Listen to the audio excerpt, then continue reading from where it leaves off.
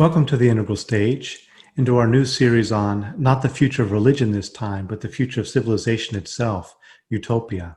I spell it with an EU to signal that we will not be presenting ungrounded visions of an idealized and impossible or fantasy no place, but of a good place, a realizable condition of thriving, eudaimonia, as Roy Bhaskar would often put it. Recognizing that the multiple crises we face globally are confronting us with the limits and blind spots of our present systems, structures, and paradigms, we ask in this series, how might we better organize and dwell together?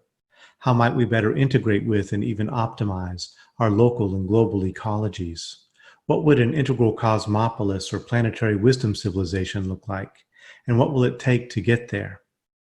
These inaugurating questions are open-ended and are meant to be mostly suggestive, not wanting to channel participants' thoughts in a particular direction, but rather inviting as grounded and or visionary, sober, and or wild thought on this topic as participants are willing to entertain, looking out now from the precipice of a global pandemic, multiple social crises, and looming ecological and economic collapse. Perhaps it's only crazy or naive people who ever dare to speak of utopia or eudaimonia. And there is more than ample reason, historically and practically, to be cautious of starry-eyed projects of social transformation. But the wicked messes in which we currently find ourselves so deeply implicated seem to demand, now more than ever, that we engage in the existentially risky and always almost mad task of self-reinvention. Cognizant of the risks of totalitarian idealism, but also of the limits of social critique without a complementary constructive orientation, I'm hopeful in this series that we can still venture some vision of our future human and even biospheric flourishing. I believe there's value yet in daring to indulge in utopian thought, to imagineer grounded and inspired visions of our best possible worlds. Such visionary work has often been pursued through art, literature, and philosophy, but also, of course, through political theory, ecological thought, even architecture and city planning. Each of these approaches will find some representation in this series. Of course, at the base of any questions about where to go next or how to find better ways of living is the question of how we got here in the first place. What presuppositions, what fundamental orientations and expectations have guided us to our present crises and risk conditions? Wicked problems generally have multiple tributaries.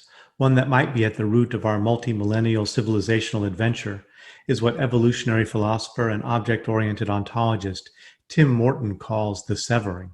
He uses this dramatic Game of Thrones-like term to mean the gradual self-insulation of the human from the symbiotic real, the ontological entanglement and interdependence of the human with the non-human. It is the forgetting, and sometimes attempted erasure, of the primal solidarity of being with being.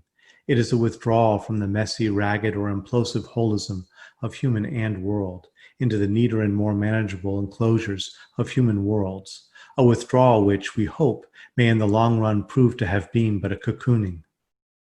If we see the severing as an ontological, interobjective, or lower right quadrant problem, eco-philosopher Derrick Jensen offers an intersubjective complement, which he calls in similar dramatic fashion, the silencing. Practically and sometimes quite intentionally, the dominant civilizations on the planet today have proceeded by silencing the voices of those on whom they depend, or those who are regarded only for their use value, or who have no immediately discernible utility. Animals, indigenous peoples, minorities, women. We are experiencing this quite acutely now, as the voices of the long silenced culturally are making themselves heard, and as the earth, long rendered mute as infinite resource, is shuddering beneath our feet, and many species are collapsing and dying off. We don't have to see this practice of silencing as an endemic species flaw, as Derrick Jensen and John Livingston do, to take it seriously.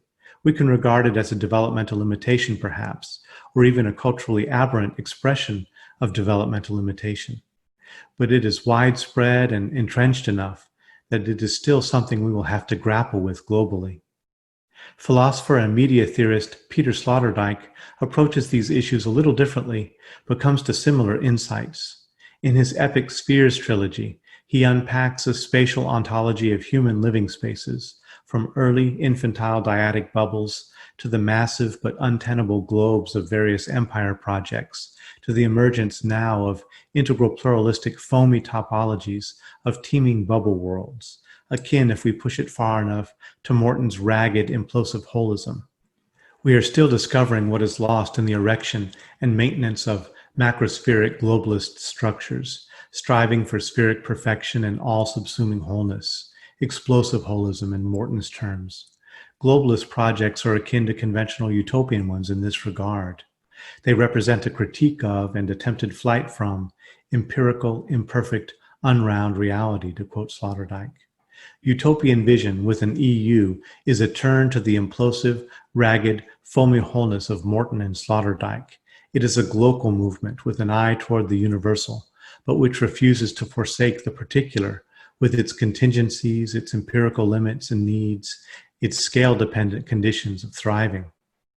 Morton, in his advocacy for an implosive holism and a rediscovered solidarity with the non-human, is aiming to extend and ecologically ground a communist sensibility.